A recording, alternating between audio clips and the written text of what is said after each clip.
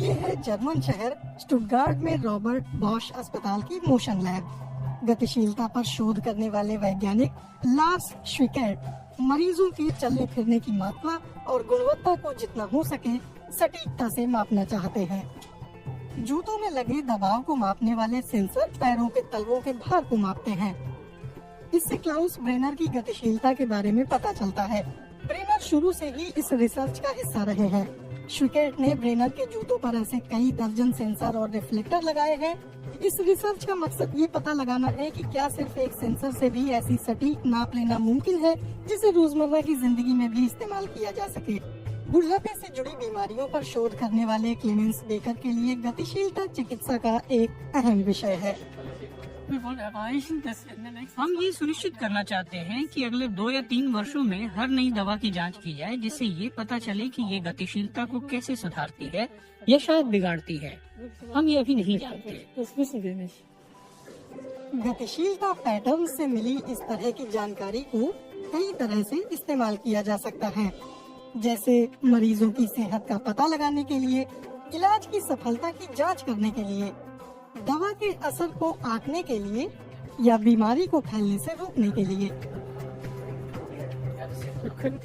इससे हम चाल की गुणवत्ता माप सकते हैं।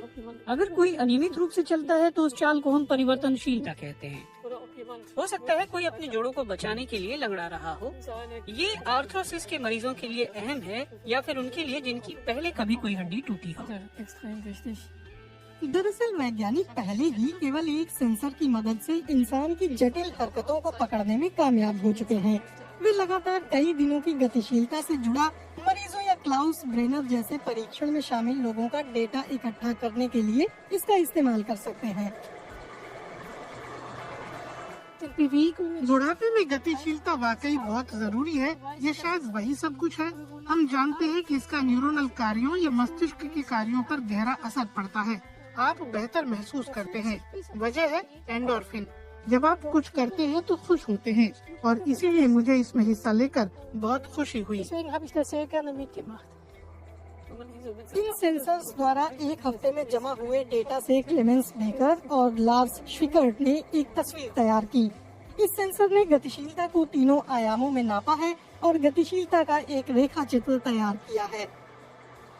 इस डेटा के लिए खास तौर पर बनाए गए एल्गोरिदम चाल ढाल की गति, मात्रा, विभिन्नता, लंबाई और समरूपता के बारे में अहम जानकारी जुटाते हैं। मरीज दिन भर में चला या नहीं, या कितना और कब चला, ये सारी जानकारी इससे मिल जाती है। अगर मरीज ने साइकिल चलाई हो या सीढ़ियाँ चढ़ी हो तो ये भी इससे पता चल जाता है। चाल की गुणवत्ता और गड़बड़ियाँ भी पहचानी जा सकती है। एक अंतर्राष्ट्रीय संगठन अपने मोबिलाइज डी प्रोजेक्ट के जरिए इस पर रिसर्च कर रहा है। गतिशीलता पर यह जानकारी बुढ़ापे की ओर बढ़ते समाज को ध्यान में रखते हुए नए इलाज और नई दवाएं बनाने में मददगार हो सकती हैं। हम जानते हैं कि जो लोग तेज चलते हैं उनकी जिंदगी लंबी होने की संभावना ज्यादा होती है। आप ऐसे सोचिए कि ये लोग तेजी से आगे बढ़ जाते हैं और मौत पीछे छूट जाती है। जो लोग धीरे धीरे चलते हैं वे मौत से ज्यादा दूरी नहीं बना पाते।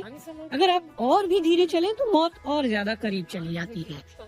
कभी कभी यह कोलेस्ट्रॉल लेवल या ब्लड प्रेशर से भी ज्यादा अहम हो जाता है। ये सभी बड़े बड़े डाटा सेट यही दिखाते हैं। इस लिहाज से गतिशीलता बेहद जरूरी है। इसलिए हम सभी को आगे बढ़ते रहना चाहिए। बेहतर होगा अगर हम उतना तेज चलें जितना यहाँ ये दोनों चल रहे हैं।